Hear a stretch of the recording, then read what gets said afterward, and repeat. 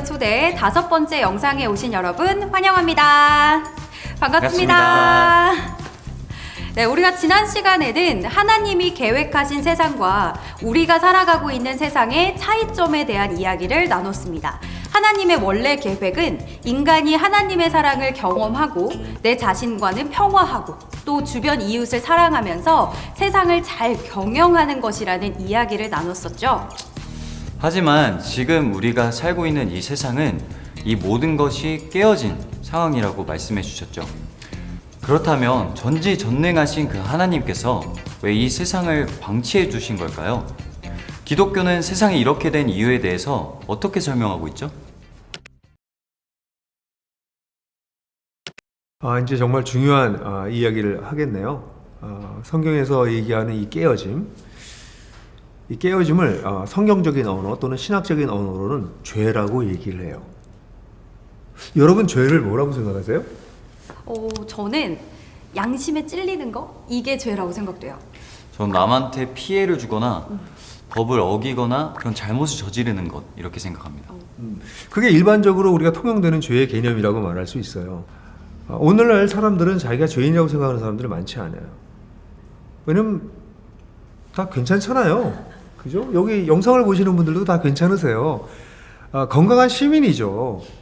근데 성경에서 얘기하는 죄는 이렇게 일반적으로 생각하는 죄랑은 개념이 약간 달라요. 같은 단어를 쓰고 있지만 성경에서 얘기하는 죄는 이런 양심적인 거나 도덕적인 거나 사회 규범을 어기는 것이 아니라 우주와 인생의 중심에 하나님이 계신데 그 하나님을 무시한 것, 하나님을 거절한 것, 하나님은 없다고 하는 것, 이것을 죄라고 얘기를 해요. 아주 상징적으로 영어 죄에 해당하는 단어는 아시죠? 단어예요. sin, S-I-N. 그 가운데 있는 알파벳이 뭐죠? I-centeredness. 자기 중심주의. 하나님이 주인인데 아니 내가 주인이야 라고 주장하는 것. 그것이 죄라고 성경에서는 얘기합니다. 사실 잘 이해가 안 되는 부분이 있는데요. 내 인생인데 내가 중심에 서는 것이 그게 왜 죄인가요? 엄청 자연스럽고 당연한 거 아닌가요? 세희 씨는 그런 생각 많이 하겠지만 우리 사회가 많이 좋아졌다 할지라도 여전히 여성이 이제 차별적이잖아요. 우리 이강 씨는 남성으로 태어난 것도 자신이 택한 건가요? 아니죠. 그렇죠. 가만 생각해 보면요. 우리가 성별이든지 우리의 외모든지 우리 지적인 능력이든지 우리의 배경이든지 우리가 택한 것이 거의 없습니다. given, 주어진 것이라는 거죠. 그것이 과연 내 것이라고 말할 수 있을까요? 어떻게 생각하세요? 사실요, 이 모든 걸 하나님이 주셨다라고 생각하는 것이 성경에서 이야기하는 바예요. 근데 이 하나님을 없어, 존재하지 않아, 나 무관심해 라고 하는 것은 하나님의 이 주권에 대한 무시이고 주권 찬탈이라고까지 말할 수 있는 것이죠.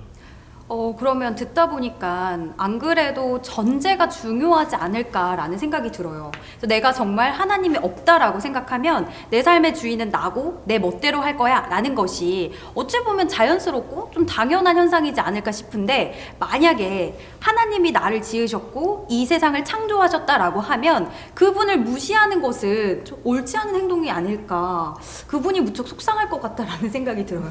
하나님께서 세상을 만드시고 그 가운데 우리 인간을 두셨고, 그래서 그 인간과 관계를 정말 사랑하는 관계를 맺고 싶으셨는데 그 하나님을 무시해버리고 나니까 인간은 하나님으로부터 이 무조건적인 사랑을 받을 수도 없고요. 자기의 가치를 끊임없이 다른 사람과 비교하면서 자신의 삶의 의미를 찾는 것도 굉장히 어려워지고, 자신의 삶의 목적을 찾기도 어렵고, 자기 인생의 사명이 뭔가 이런 얘기는 하긴 더더욱 어렵고, 그리고 세상을 전부 자기 중심적으로 사는 거죠. 자기가 가운데 있고 세상이 자기를 위해서 돌아가는 거죠. 이건 마치 천동설이랑 비슷해요. 천동설은 뭐죠? 지구가 가운데 있고 우주가 지구를 향해서 다 돈다는 거잖아요. 사람들은 사실 거의 천동설적 인생관을 가지고 사는지도 몰라요. 내가 중심이고 다 자기를 중심으로 돌아야 된다고, 돌 수만 있게 할 수 있으면 돌게 하겠다고. 사실 하나님을 하나님이라고 여기지 않으니까 하나님과 인격적 관계가 깨어져 버리는 겁니다. 그러니까 하나님과 인격적 관계가 깨어지고 나니까 사람들 중에서 어떤 사람들은 인간도 그냥 동물 중에 하나야, 그냥 우리 본능 자체가 아름다운 거야, 본능에 따라서 하는 거야 라고 이야기해버려요. 그래서 인간이 갖고 있는 독특성은 점점 사라지고 어떤 면에서는 어떤 때는 인간이 야수적으로 바뀌어버리죠. 그런 모습들을 우리가 가끔씩 봐요. 성경에서 얘기하는 인간이 정말 독특하고 특별한 존재라고 하는 우주의 단 하나의 존재, 하나님과 사랑을 주고받을 수 있는 존재라는 것을 무시하고 나니까 인간의 삶은 참으로 퍽퍽해지고 우리가 지금 보고 있는 이런 깨어짐들을 경험하게 되는 거죠.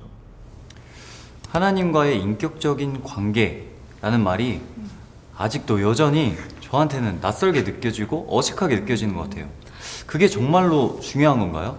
이것도 꽤 오래된 일인데요. 제가 이제 비행기를 타고 태평양 왔다 갔다 하면 비행기에서 옆 사람하고 얘기하는 거 굉장히 피곤해요. 왜냐면 목을 이렇게 돌리고 있어야 돼서 나중에 목이 막 안 돌아와요. 그래서 가능하면 얘기 안 하고 가만히 있으려고 그러는데 어느 날 비행기를 탔는데 옆에 아주 거구의 미국인이 한 명 탔어요. 당연히 얘기를 안 하려는데 자꾸 이 사람이 말을 거는 거예요, 저한테. 그래서 제가 할 수 없이 물어봤어요. 그래서 뭐 당신은 뭐 하는 사람이에요? 그랬더니 파일럿입니다 이러는 거예요. 파일럿이요? 비행기를 타요? What kind of aircraft? 어떤 종류의 비행기를 타세요? 그랬더니 F-16 전투기를 모은다는 거예요.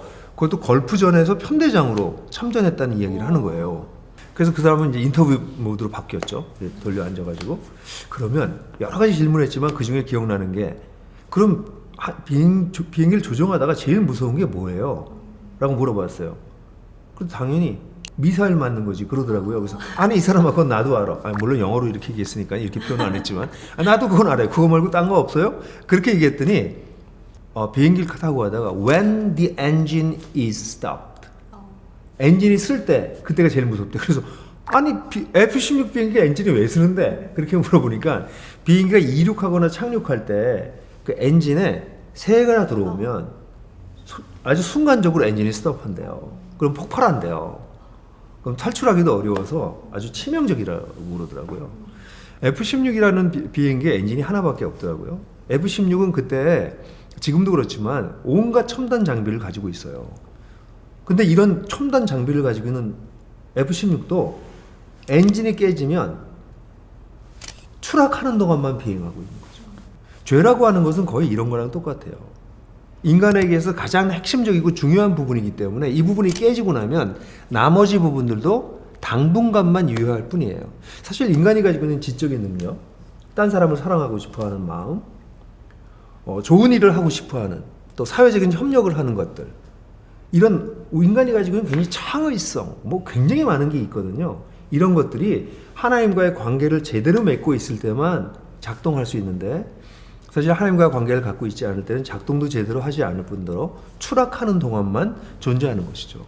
만약 존재하는 모든 것을 만든 신이 있다면 그리고 그 신과 인간이 인격적인 관계를 맺고 세상을 이끌어 나가도록 했다면 그 신과의 관계가 정말 중요하긴 하겠네요.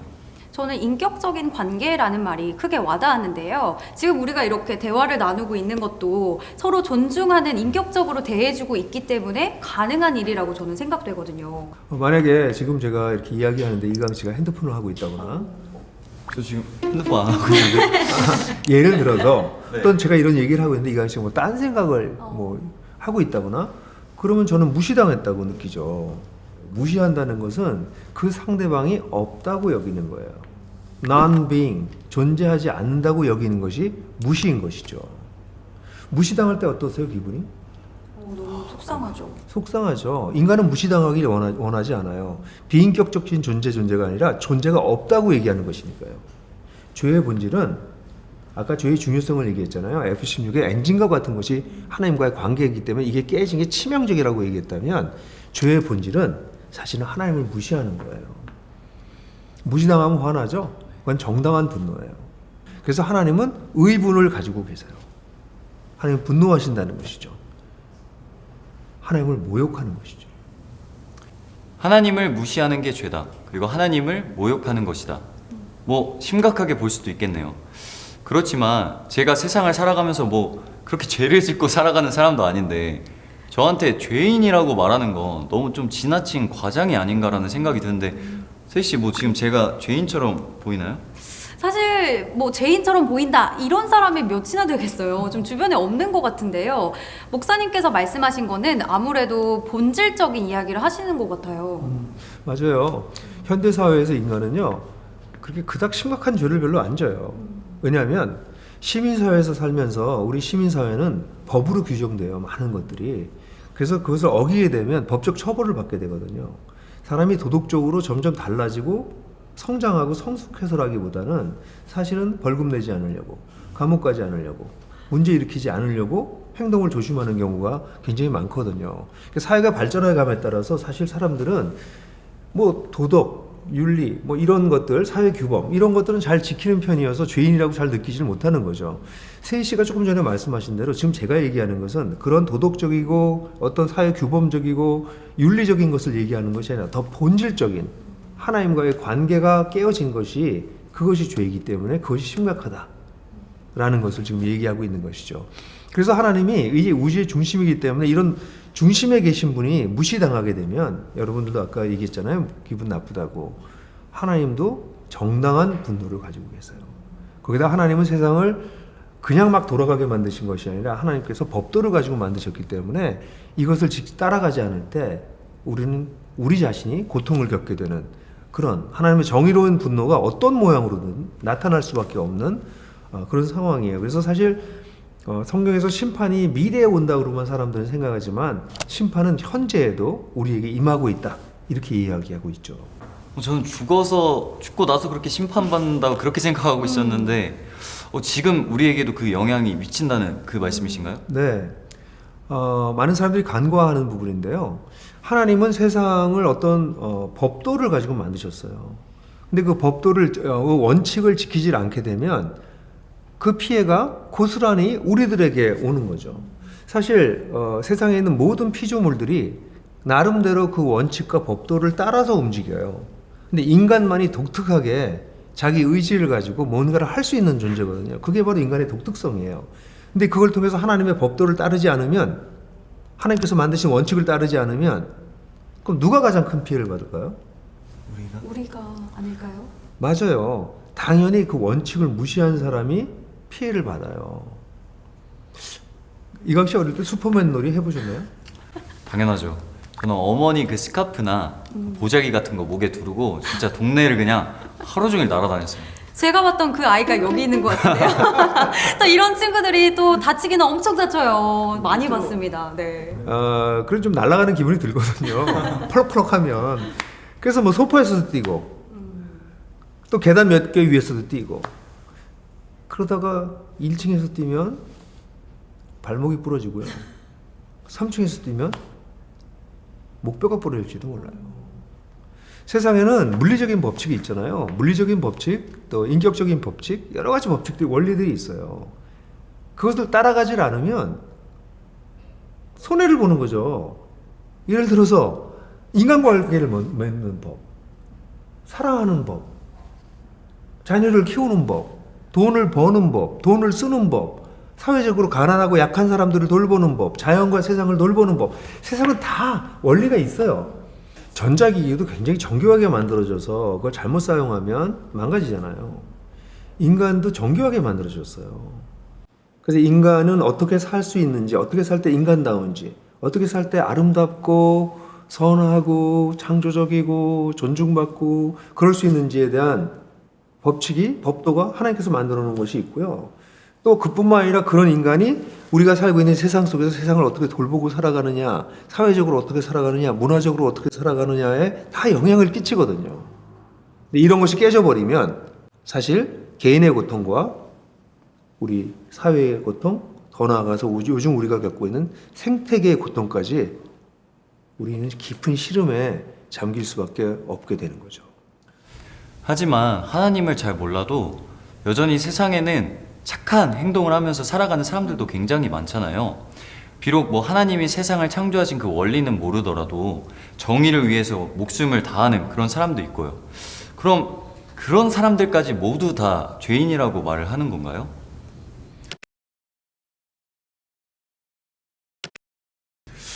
그래요. 제가 죄를 조금 더 심층적으로 설명할 필요가 있어요. 여기 나무가 한 그루가 있어요. 이 나무가 무슨 나무 같아요? 사과나무요. 당연하죠. 여기 사과가 달렸으니까. 그쵸? 자, 사과를 떼어봅시다. 이 나무는 무슨 나무죠? 나무만 봐서는 사실 잘 모르겠어요. 그렇죠. 농부는 알 거예요 아마. 그 농부는 딱 보면 알겠죠. 근데 자 여기 한번 보세요. 여기 잘랐어요. 이제 나무의 기둥만 남았어요. 이건 무슨 나무일까요? 이건 진짜 밑동만 남아서 진짜 모를 것 같아요. 그죠? 네. 아마 식물 박사 정도는 알지 모르겠어요. 나무 박사들은 알지 모르겠어요. 밑둥만 남아도 사과나무죠. 그러니까 죄라고 하는 것은요 이렇게 설명할 수 있어요. 이 꽃, 열매, 가지, 잎사귀 이런 것들은 일종의 죄의 열매예요. 그런데 이 나무 잎사귀가 다 떨어지고 이제 기둥만 남았다고 쳐보세요. 그래도 사과나무잖아요. 근데 이 열매처럼 눈에 보이지 않는 잎사귀나 열매처럼 눈에 보이지 않아도 굉장히 중요한 부분이 있는데 이게 우리 인간에겐 마음이라고 말할 수 있어요. 마음. 눈에 보이는 것만 있는 게 아니거든요. 근데 마음 속에서 어떤 일이 벌어지는가 하는 것도 굉장히 중요한 것 중에 하나예요. 예수님께서 하신 말씀 중에서 남자들이 좀 불편한 말이 있는데요. 여자를 보고 지나가는 여자를 보고 음욕을 품으면 그게 가늠한 것이다. 이런 말씀하신 적이 있거든요. 이 성경 말씀은 남자한테 너무 가혹한 것 같은데요? 네, 저한테도 가혹하다고 생각해요. 이게 겉으로 드러난 열매, 잎사귀 이런 것들을 죄라고 사람들은 생각하는데 사실은 이거보다 더 본질적으로 마음이 중요하다고 사람들이 생각하거든요. 근데 이 마음이 중요하다고 생각해서 이 마음을 다루는 것이 종교예요. 모든 종교는 마음을 다뤄요. 내면 세계를 다룹니다. 그렇죠? 근데 기독교는 여기서 한 걸음 더 나가요. 이 마음의 문제가 아니라 마음도 다 깨끗해도 그 뿌리가 아까 이 위가 다 없어도 사과나무였잖아요. 사과나무의 본체는 여기 뿌리에 있잖아요. 하나님과의 관계가 되는 이 뿌리가 죽어 있다면, 이 뿌리가 문제가 있다면 그것이 죄다라고 이야기하고 있는 거죠.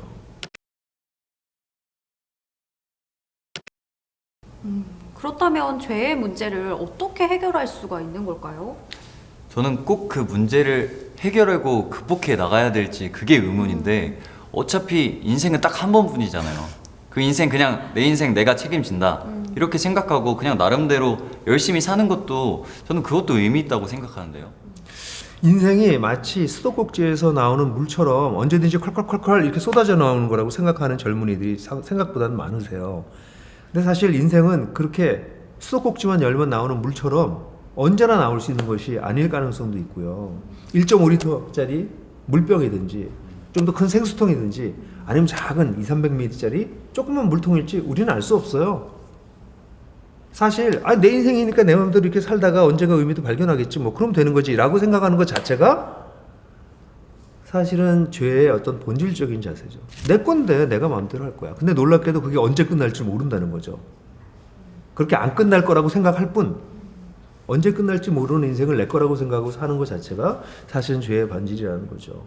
그래서 사실 젊을 때 이런 죄라고 하는 것을 직면하는 건 사실 쉽지 않아요. 근데 이 죄라고 하는 것을 정말 직면하지 않는다면 그래서 내 인생이니까 내가 한번 살아보지 뭐 하나님? 믿어도 되고 안 믿어도 되고 젊어서 믿든 나이 들어서 믿든 상관이야? 이렇게 만약 생각하는 거라면 그래서 마치 취미 생활을 택하듯이 그럼 하나님 한번 믿어서 내가 좀 종교적인 생활을 좀 해볼까? 이런 식으로 하나님께 접근한다면 하나님을 만날 수 없고 하나님을 알 수 없습니다. 하나님의 뜻을 취미생활 찾듯이 찾을 수는 없다. 그렇게 해서는 얻을 수 없다라는 말이 저는 지금 크게 와닿는 것 같아요. 사실 저는 이 영상이 회를 거듭해 갈수록 개인적인 그런 궁금증이 많아지는 것 같아요.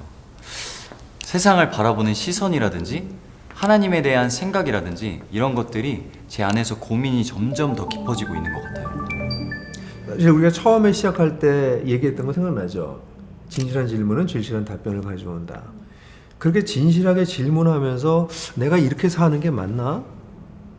내가 한 20몇 년 살았는데 앞으로도 계속 이렇게 살아가는 것이 맞나? 라고 진실하게 질문을 던지는 것. 그래서 진실한 각성을 하는 것이 굉장히 중요해요. 그냥 그렇게 사는 것이 괜찮다면 그렇게 사세요. 그런데 이거 문제가 있구나. 이렇게 계속 살면 내 문제, 인간의 문제, 사회의 문제, 세상의 문제가 해결되지 않겠구나. 어쩌면 내가 이 세상의 거대한 문제의 그냥 한 부분이구나 라는 것을 좀 깨달을 때 그럴 때 문제의 해결책을 찾을 수 있을지도 모르는 거죠. 그렇다면 그 근본적인 문제에 대해서 하나님의 해결 방법이 있을까요? 구체적으로 저에게 알려주신 게 있다면 그게 좀 궁금하네요. 이 문제를 인간 스스로 해결할 수 없기 때문에 하나님은 이 문제를 해결할 수 있는 방법을 스스로 찾으세요. 그리고 인간이 이 문제를 극복하고 다시 하나님과의 관계를 회복할 수 있는 길을 하나님께서 열어주시는 것이죠. 하나님은 그런 하나님이십니다. 어떤 면에서 진실한 인격적 관계를 다시 맺기를 간절히 원하시는 그런 분이십니다. 저는 오늘 목사님의 말씀을 들으면서 특히 죄인이라는 단어가 제 마음에 조금 많이 걸렸는데요. 그래도 묘한 마음의 저항심까지 좀 생기지만 다음 영상을 좀 기대해 보도록 하겠습니다. 매우 중요한 성찰이에요. 사실 40대에 이르기 전까지 내가 정말 죄인이구나 라는 것을 각성하는 일은 쉽지가 않아요. 죄를 지려면요, 그래도 돈과 시간이 좀 있어야 큰 죄를 져요. 청년의 때 무슨 돈이 있겠어요? 청년의 때 무슨 시간이 있겠어요? 돈도 시간이 없으면 사실 큰 문제를 일으키지 않아요. 근데 인생을 살면서 돈도 생기고 시간도 생기면 자기의 힘이 점점 커지게 되면 오히려 문제를 그르치게 되는 것을 보게 되고, 그래서 20, 30대 청년들에게 죄를 설명하는 건 생각보다 굉장히 어려운데요.